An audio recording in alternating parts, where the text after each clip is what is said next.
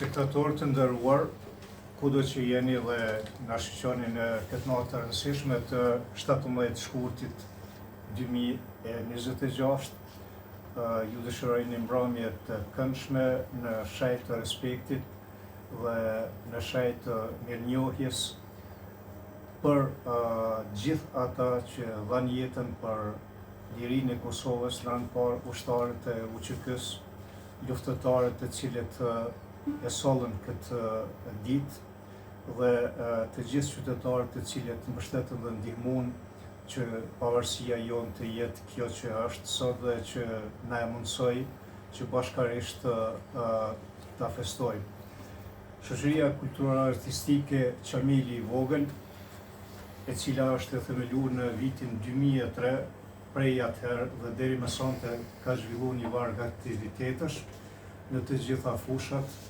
dhe natyrisht që edhe sonte në këtë datë kaq të rëndësishme e ka patë arsyeshme që t'ju argëtoj me një varg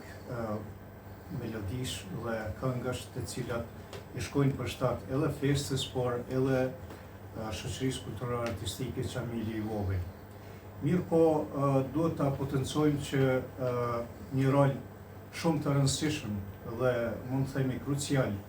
në mbarvajtjen e punës së kësaj shoqërie kulturore artistike ka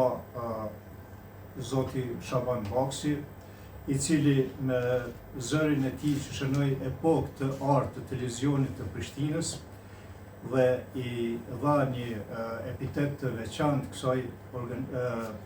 shoqërie kulturore artistike, sonte na mundsoi që të jemi këtu bashkarisht, edhe vallëtarët, edhe instrumentistët, po edhe këngëtarët, të cilët do ta bëjnë më të begatshme këtë mbrëmje. Shaban Baksi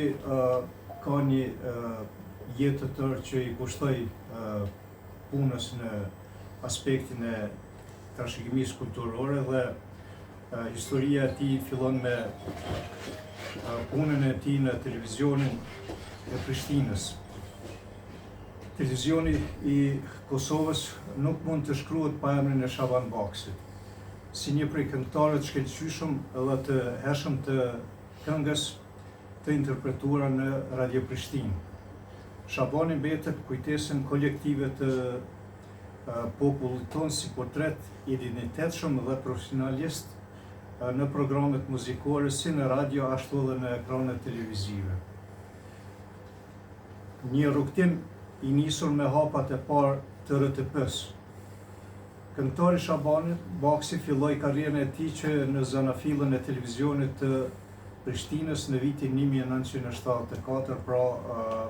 një epokë që për gjeneratat e reja duket bukur shumë e largët, por që për Shabanin është një rrjedhë e ngjarjeve kulturore e cila nuk është shkuqe nga ajo kohë asnjëherë dhe vazhdon edhe më tutje. Në një kohë kur Radio Prishtina ishte dritarja e vetme e informimit, kultivimit të gjuhës shqipe dhe i këngëve të mirëfillta shqipe, zëri i tij karakteristik dhe diksioni i përsosur u bën pjesë e pandashme e çdo familje kosovare dhe shqiptare në përgjithësi. Për më shumë se një dekadë e gjysmë Shabani përcolli të publiki këngë më të rëndësishme për dëgjuesit, duke i shndruar në një model për brezat e ri të këngëtarëve. Qëndresa profesionale përballë represionit me 5 korrik të vitit 1990 shënoi një kthes të lëmshme për institucionin e RTP-s dhe për vetë karrierën e zotit Shaban Baksi. Pas mbylljes së lëmshme të televizionit dhe forcave represive serbe,